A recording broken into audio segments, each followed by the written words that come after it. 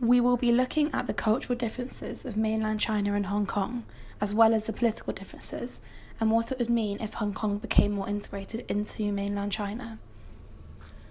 Hong Kong has an extremely unique identity, therefore the prospect of further integration poses certain challenges and threats to the individuality that Hong Kong currently possesses. One country, two systems, as a political setup, allows for Hong Kong to enjoy its own freedoms. However, as a consequence, certain restrictions may be placed on Hong Kongers. This video is split into social and cultural differences and ending with political differences, whilst focusing on the possible danger of integration in the future. Since the handover, Beijing is trying to implement a cultural colonization of Hong Kong. Indeed, Beijing wants the official government to become the dominant culture in Hong Kong. The best example is the Palace Museum in Kowloon, which is a door open to Beijing cultural influence without any consultation of the Hong Kong people. The Mandarin culture is going to replace the Cantonese culture. Another example of a big cultural difference is the use of social media, especially with the youth. During the Umbrella Revolution, Instagram got banned in mainland China because it was the best way for the youth to express themselves. Social media is a means of expression for the Hong Kong youth, and further integration with China may change that because of the censorship. Since 1997, 150 people from mainland per day are allowed to immigrate to Hong Kong. In fact, it's a slow colonization of Hong Kong by the mainland. Hong Kong has a strong identity and a special culture that makes the city unique in China, and this Hong Kong spirit, which is a mix between the Western and new Chinese culture, who made Hong Kong special, may disappear because this new form of passive colonization with the arrival of mainlanders. Indeed, since 2007, the number of mainlanders coming to settle Hong Kong is an average 50,000 people per year. Hong Kong will then be only a Chinese city like any other else. How can a person be patriotic without having a sense of identity? This system has caused ambiguity and complexity in the sense of identity among Hong Kong people. One country, two system is a peculiar political setup that separates the Hong Kong system from the mainland one on the premise of safeguarding sovereignty and achieving peaceful reunification. In reality, this has led to ambiguity about the political role of Hong Kong people in the existing constitutional order. This is evident in two ways. First, the identity of Hong Kong people under a constitutional system is complex and diverse. They have at least three public identities: Chinese citizen, resident of special administrative region, and people from abroad. This third category stems from the existing mutual immigration controls. But similarly, on the local level, the term Hong Konger has been used by youth in order to give them another sense of identity and distinguish them from the Chinese mainland people. Second, as Hong Kongers are originally Chinese citizens, they should enjoy the same basic rights as mainlanders, yet this is not the case. For instance, they face restrictions on the employment and education on the mainland because this separation is as a result of one country, two system. A deep sense of alienation has developed among Hong Kongers. For them to accept the country, this sense of alienation must be removed. One way to do so would be to give them more substantive meaning to their legal identity as Chinese citizens. If they were given citizenship with substantive political and legal rights, they would feel more connected to the country. The creation of a Chinese citizenship with basic civil rights and obligations could help nurture patriotism centered on the Chinese constitution in Hong Kong society. As of now, Hong Kong has a split sort of identity with lack of patriotism that would either be for Hong Kongers nor Chinese people. Now let's move on and talk about the cultural differences between Hong Kong and the mainland, and how Hong Kong's unique culture could be affected if Hong Kong were to further integrate with the mainland. Both Hong Kong and China have a 92% majority of ethnic Han Chinese people. In Hong Kong, more than 50% of the people can speak English as a second language. In China, only around 0.007 of China speaks English.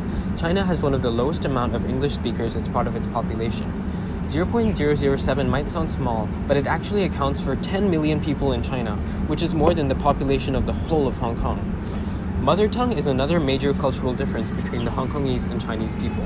Traditional Chinese and Cantonese is used by the Chinese in Hong Kong, while simplified Chinese and Mandarin are used by the Chinese in China.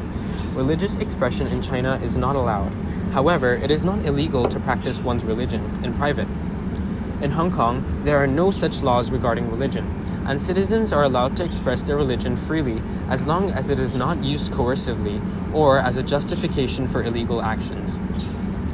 Undoubtedly, Hong Kong and China share many cultural similarities. However, cultural impacts of further integration with the mainland would mean the slow erosion of Hong Kong's unique hybrid culture. Some call it the mainlandization of Hong Kong. The direct consequence would be an increase in Mandarin speakers and therefore more people willing to speak Mandarin over Cantonese or English, and the potential use of Mandarin as a medium of instruction in schools and universities. As Stan mentioned earlier, the colonization of Hong Kong by the mainland, further integration would not necessarily mean that religion becomes a taboo in Hong Kong as it is in the mainland, but Hong Kong would begin to transform into a Chinese-oriented society that keeps China and the party in their minds. We believe that Hong Kong's culture would slowly evaporate and be replaced by the Chinese culture from the mainland. Hong Kong enjoys many political freedoms that are unknown on the mainland and are a legacy of the colonial past. The British government, while not at all democratic, allowed freedom of speech, religion, and a free press to flourish in a way that is unknown to the mainland. The basic rights and rule of law that is enjoyed in Hong Kong would be under serious threat, if not outright lost, should full integration with the mainland happen. To see what a fully integrated Hong Kong would look like, you need go no further than to see life on the mainland. While Hong Kong has a free press, the mainland has state-controlled media. While Hong Kong has free speech, mainland activists are dragged off the streets and sent to black jails, often without trial. Where Hong Kongers have the right to protest, those on the mainland have tanks and troops sent against them. And while in Hong Kong you are free to practice your faith, in the mainland being a Falun Gong practitioner can result in you being jailed and having your organs harvested.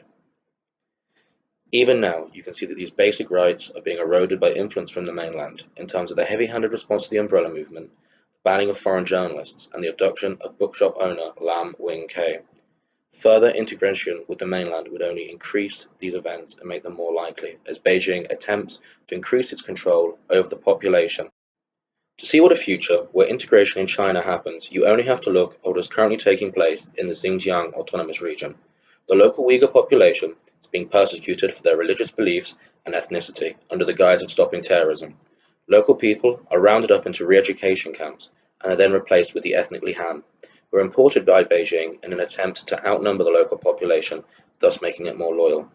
It is highly likely that further integration into the mainland will result in these tactics being used in Hong Kong, with the intention of replacing troublesome locals with those who are more loyal to Beijing. Another example of the future that could face an integrated Hong Kong is to look at the recent abduction of pro-Marxist students from Chinese universities, who were violently arrested on the streets for the crime of helping workers to organize unions and go on strike. Should Hong Kong integrate more deeply with the mainland, the abduction of student leaders, such as those involved in the umbrella movement, will undoubtedly become more common, since it is standard practice of the Beijing government to abduct those who threaten the CCP's authority. Another example of how political life in the mainland is totally at odds with Hong Kong is how student protests in Hong Kong are tolerated and accepted, whereas those that take place in the mainland, the army is often sent in to quell them. This is clearly obvious when one looks at the difference between Hong Kong's reaction to the umbrella movement and Beijing's reaction at Tiananmen Square. In conclusion, Hong Kong people's freedoms, their ability to participate in politics, and the enjoyment of basic rights will be greatly eroded by integration with the mainland, to such a point that we cannot support any form of integration in the foreseeable future without major change in the government of mainland China.